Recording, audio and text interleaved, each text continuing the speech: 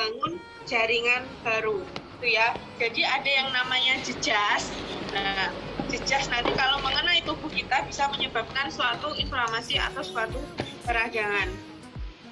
Nah, untuk penyebabnya, apa saja penyebabnya dari infeksi inflamasi atau peradangan ini? Jadi penyebabnya yang pertama itu ada agen infeksi.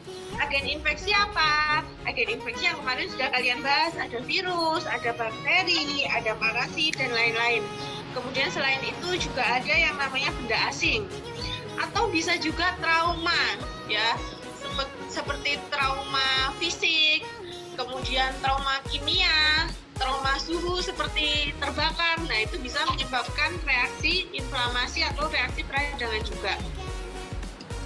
Nah, infeksi ini ada dibagi menjadi dua, yaitu infeksi akut dan infeksi kronis.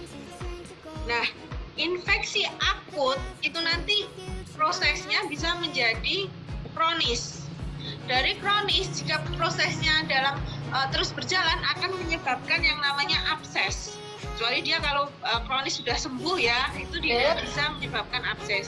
Tapi kalau misalkan infeksinya kronis, kemudian proses inflamasi peradangannya terus berjalan bisa menyebabkan abses. Nah, dari kronis tadi, jika bertambah prosesnya bertambah, dia bisa menyebabkan abses, bisa juga dia menyebabkan inflamasi akut lagi deh.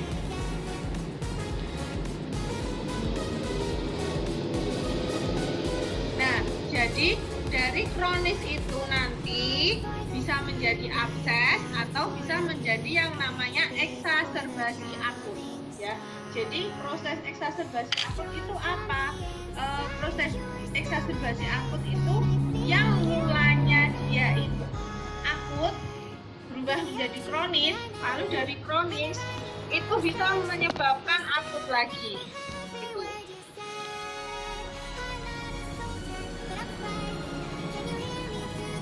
Nah, itu yang namanya eksaserbasi akut.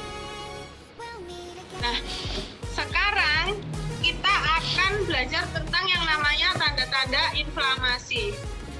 Nah, tanda-tanda inflamasi itu apa aja, Dek? Yang pertama itu adalah rubor atau kemerahan.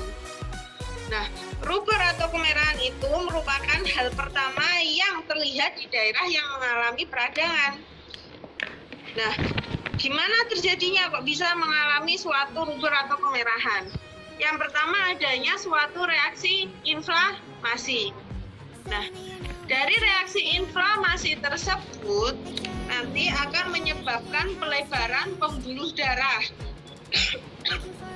Nah, dari pelebaran pembuluh darah tersebut, sebentar deh.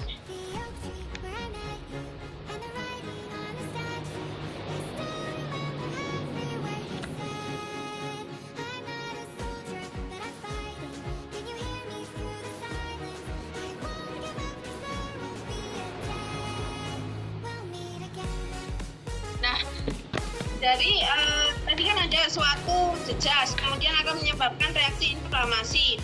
Nah, dari reaksi inflamasi tersebut, hal pertama yang terjadi adalah terjadi pelebaran arteriola atau pelebaran pembuluh darah yang terdapat di daerah sekitar lokasi inflamasi tersebut.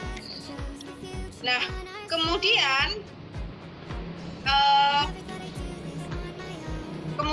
setelah itu darah tadi, jadi kan pembuluh darah itu karena suatu terjadi inflamasi atau jejas itu kan terjadi pelebaran atau vasodilatasi. Nah, karena terjadi vasodilatasi tersebut, banyak darah yang mengisi pembuluh darah tersebut. Nah, jadi lebih banyak pembuluh darah yang di sekitar lokasi jejas itu akan terisi penuh oleh darah, ya, darah merah. Nah, setelah dia itu terisi oleh banyak darah, pembuluh darah yang melebar, jadi pembuluh darahnya itu dilatasi, melebar. Nah, sudah melebar, dilatasi, di sana dipenuhi oleh darah. Nah, itu akan terjadi stagnasi.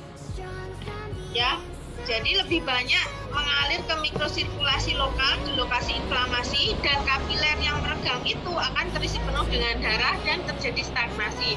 Hal itu akan menyebabkan kemerahan atau rubor. Nah, kemudian yang kedua itu ada kalor atau panas atau hangat. Nah, ini tuh terjadi bersamaan dengan rubor, ya, hangat ini. Nah, ini tuh terjadi karena tadi kan waktu rubor atau kemerahan di daerah inflamasi itu kan banyak banyak darahnya ya, Dek. Jadi darah itu berkumpul di sana karena adanya pelebaran dari pembuluh darah. Nah, darah itu kan sifatnya hangat ya, jadi dia bisa menyebabkan rasa hangat di daerah inflamasinya itu. Kemudian yang ketiga, dolor atau nyeri, itu bisa disebabkan oleh berbagai macam hal. Yang pertama, itu perubahan pH di lokasi jejas atau konsentrasi lokal ion-ion lainnya nanti bisa merangsang dari ujung-ujung saraf nyeri yang ada di daerah situ. Itu yang pertama. Yang kedua, itu pengeluaran mediator-mediator inflamasi, ya, seperti histamin dan zat-zat lainnya, mediator lainnya, itu juga bisa merangsang nyeri. Kemudian yang ketiga, itu tadi akibat adanya rubor atau kemerahan yang banyak pembuluh darah. Nah, kemudian nanti akan ada menyebabkan tumor atau bengkak. Nah, bengkak itu namanya kan membesar ya, Dek. Nah, dia semakin membesar sehingga dia akan menyebabkan tekanan yang tinggi di daerah lokasi inflamasi tersebut. Nah, itu bisa menyebabkan nyeri juga. Kenapa? Karena saat tekanannya tinggi di sekitar daerah itu, dia akan mendesak atau merangsang sel-sel nyeri di daerah situ. Jadi bisa terjadi nyeri. Kemudian selanjutnya tumor atau bengkak atau sering kita sebut dengan udem. Itu terjadi karena perpindahan cairan, ya, cairan yang ada di pembuluh darah itu dia keluar ke jaringan interstisial. Kenapa bisa begitu? Karena pembuluh darah itu kan dilatasi atau melebar. Nah, karena terjadinya pembuluh darah yang melebar, maka akan terjadi peregangan di endotel dari pembuluh darah. Ya, jadi yang namanya pembuluh darah itu kan ada lapisan endotel ya, Dek, ya. Nah, karena dia meregang atau membesar, otomatis pagar-pagar, kita gambarkan dengan pagarnya itu kan meregang. Nah, karena meregang itu banyak celah-celahnya. Nah, dari situlah cairan yang kaya akan protein, ya, cairan perivaskular yang harusnya berada di dalam pembuluh darah itu keluar ke jaringan interstisial. Makanya akan menyebabkan yang namanya tumor atau bengkak atau edem. Kemudian yang terakhir ada yang namanya fungsio laesa. Ya, fungsio laesa adalah jika semuanya 4 ini sudah terjadi, maka otomatis fungsi yang normal dari jaringan di dekat situ yang terkena inflamasi itu otomatis juga akan menghilang. Nah,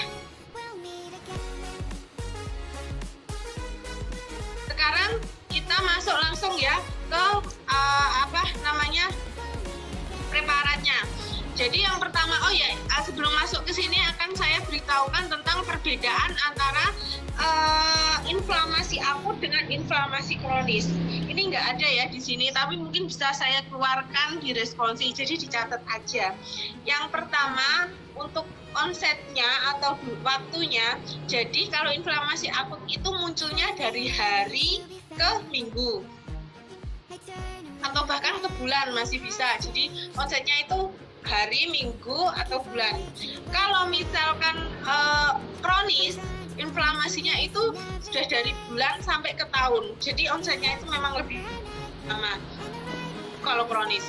Kemudian dari ciri-ciri inflamasinya tadi, tanda-tanda inflamasinya tadi, kalau inflamasi yang akut itu, kalau saat akut tanda-tanda inflamasi itu 5 semuanya ada, deh.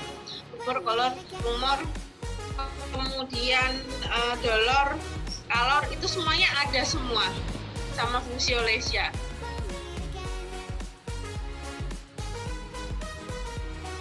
Nah, tapi kalau misalkan yang kronis itu biasanya tanda inflamasinya itu hanya cuma 1 atau 2 saja, jadi nggak semua ada. Itu yang kronis. Dan yang paling penting perbedaannya adalah jika kita lihat di bawah mikroskop, kalau inflamasi akut itu akan terlihat sel-sel PMN atau polimorfonuklear. Ya. Kalau sel kronis itu nanti, kalau keadaan inflamasi kronis itu nanti akan terlihat MN, mononuklear. PMN itu apa deh? Kalau PMN itu contohnya adalah neutrofil, basofil, eosinofil, polimorfonuklear. Jadi di dalam nukleus atau di dalam intinya itu terlihat lebih dari satu inti. Itu polimorfonuklear. Kalau mononuklear dalam satu nukleus atau satu inti hanya terlihat satu inti saja. Itu mononuklear. Nah, contoh mononuklear adalah limfosit, histiosit, makrofag. Nah, itu seperti itu. Tapi tidak menutup kemungkinan bahwa nanti di inflamasi kronis masih ada sisa dari PMN atau polimorfonuklear. Karena apa? Karena kronis ini kan suatu proses yang sudah melewati akut, ya. Jadi pasti nanti masih ada sisa-sisa PMN yang akan terlihat. Tapi kalau misalkan ditanyain kronis selnya apa, kalian jawabnya MN, mononuklear. Akut selnya apa? PMN, polimorfonuklear. Itu ya, Dek ya. Nah, sekarang kita masuk ke preparat yang pertama. Untuk preparat yang pertama ini ada yang namanya apendisitis akut, ya. Jadi inflamasi akut pada apendisitis akut. Nah, di sini langsung aja. Ini kalau patogenesis, manifestasi klinis bisa dibaca sendiri ya. Ini nanti ada pelajarannya sendiri waktu blok digestif. Semester berapa ya? Semester 7 atau 8 atau bahkan 6, saya lupa. Nah, sekarang kita lihat langsung aja makroskopis dari inflamasi akut apendisitis akut. Nah, di sini judulnya adalah apendisitis akut, di mana suatu inflamasi yang sifatnya akut. Nah, kalau kita lihat tanpa mikroskop, di sini jelas sekali tanda-tanda inflamasi akut, seperti ada edem. Ya, ini membesar ya, Dek ya. Kemudian di sini ada kemerahan. Nah, selain itu permukaannya itu juga tidak mengkilat dan granuler. Kalau ini dibelah, dilakukan pembelahan, maka biasanya lumennya ini akan terisi eksudat atau sebuah cairan ya. Nah, ini bisa kita lihat tandanya apa saja mikroskopis pada apendisitis akut. Yang pertama ini ya, Dek, ada lumen. Ini cairan eksudatnya. Ya, lumennya ini. Ya, ini lumen. Kemudian yang kedua, ada epitel. Nah, epitelnya ini bisa dilihat, ini epitelnya masih bagus. Ini epitel kolumner bergoblet. Ya, jadi kolumner ada gobletnya. Tapi ini yang ditunjuk oleh yang tanda panah kuning ini, itu dia epitelnya sudah terjadi ulcerasi atau erosi. Jadi epitelnya udah rusak ya, Dek. Nah, kemudian selain itu yang kita temukan lagi adalah lamina propria. Di lamina proprianya ini sembab dan hiperemis. Itu. Nah. Kemudian yang paling penting adalah ini deh. Nah, ditemukannya sel-sel PMN, polimorfonuklear. Kenapa? Karena ini merupakan suatu inflamasi akut. Kalau inflamasi akut, sel yang dominan adalah PMN. Ya. Kemudian berikutnya ada inflamasi kronis pada kolesistitis. Jadi kolesistitis ini merupakan inflamasi kronis pada kolesistitis. Kita bisa lihat gambarannya di sini apa aja. Yang pertama di sini ya ada mukosanya ya. Mukosanya ini epitel kolumner selapis. Kemudian di sini ada kelenjar yang berkelok-kelok. Dan ada juga ini lamina proprianya ini sembab dan hiperemis. Ini kalau kalian lihat ini kan kemerahan ya. Jadi sembab dan hiperemis lamina propria. Nah, untuk sel yang dominan pada inflamasi kronis ini adalah sel mononuklear. Ya. Nah, langsung aja. Tadi selain ada inflamasi kronis, inflamasi akut, di sini ada yang namanya apendisitis kronis eksaserbasi akut, yaitu inflamasi kronis yang eksaserbasi akut atau yang udah kronis tapi kembali ke akut. Nah, kita lihat langsung preparatnya. Di sini ada apa? Di sini ada yang pertama adalah lamina proprianya juga sembab atau hiperemis. Ini ada nggak gambarnya? Oh, nggak ada ya, nanti bisa dilihatkan lamina propria, sembab dan hiperemis. Kemudian masih ada gambaran kelenjarnya ya, kelenjar berkelok-kelok. Nah, kemudian di sini untuk epitelnya ini, epitelnya ini ulcerasi deh ya, atau rusak. Sudah rusak, ini nggak ada gambaran epitel sama sekali. Normalnya ini loh kelihatan ya, bagus. Ini udah nggak ada epitelnya tuh. Nah, untuk sel yang dominasi di apendisitis kronis eksaserbasi akut ini, itu dia didominasi oleh sel PMN dan sel MN. Ya, jadi dua sel ini ada, sel PMN ada, sel MN juga ada. Karena apa? Dia kronis eksaserbasi akut. Dia yang udah kronis kembali akut. Jadi ada dua sel ini ya, dominan, semuanya dominan.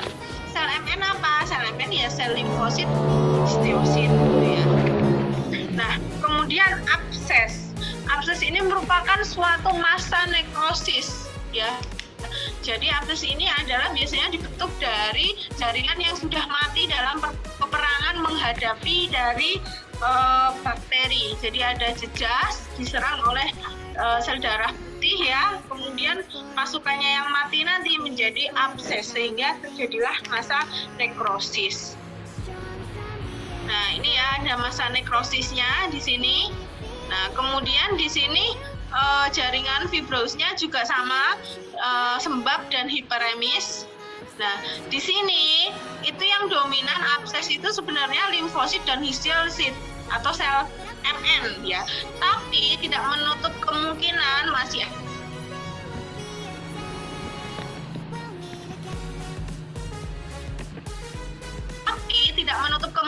masih ada spesifik ya, infeksi kronis yang spesifik itu terjadi pada tuberkulosis.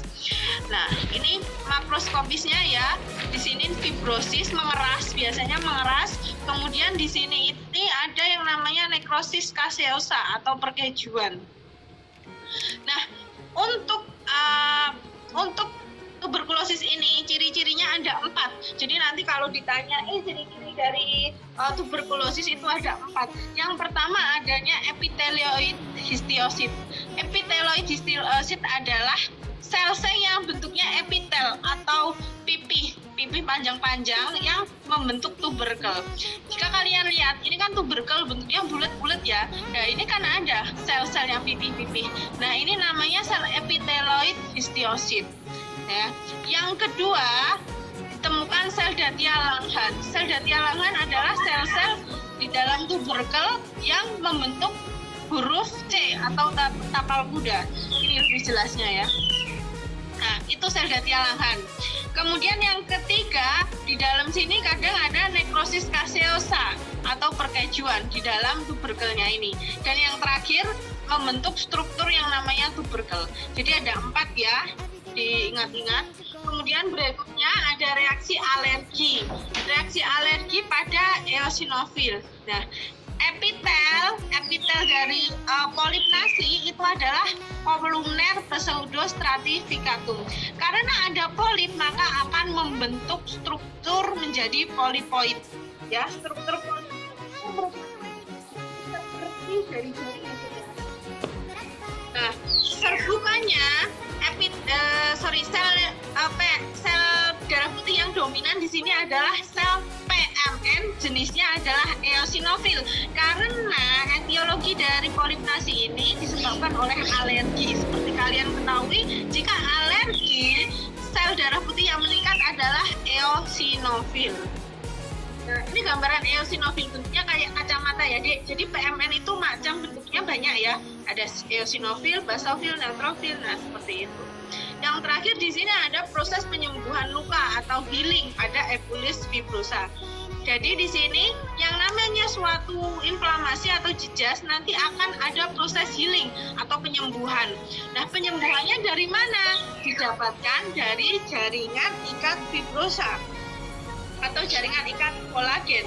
Nah, tetapi pada kasus ebulis fibrosa itu terjadi yang pertama, epitelnya gingiva menebal, Kemudian jaringan ikat kolagen proliferasinya ini dia juga proliferasi. Jadi jaringan ikat kolagennya itu proliferasi atau tumbuhnya, produksinya itu berlebihan gitu loh, Dek. Nah, jadinya benjolan itu tadi. Untuk sel sebukannya yang dominan itu ada limfosit. Ya, Dek. Nah, selain jaringan ikat kolagennya proliferasi atau bertambah banyak, ada juga prosesnya itu memadat, ya. Jadi sudah bertambah banyak, memadat lagi, jadinya suatu benjolan. Seperti itu. Nah, langsung aja ya kita selesai di sini. Silahkan langsung. Untuk kelompok A silahkan tetap di sini, untuk kelompok B silahkan keluar dulu ya untuk skill lab. Silahkan, Dek. Terima kasih dokter. Iya dokter, terima kasih. Ya, dokter. Terima kasih dokter.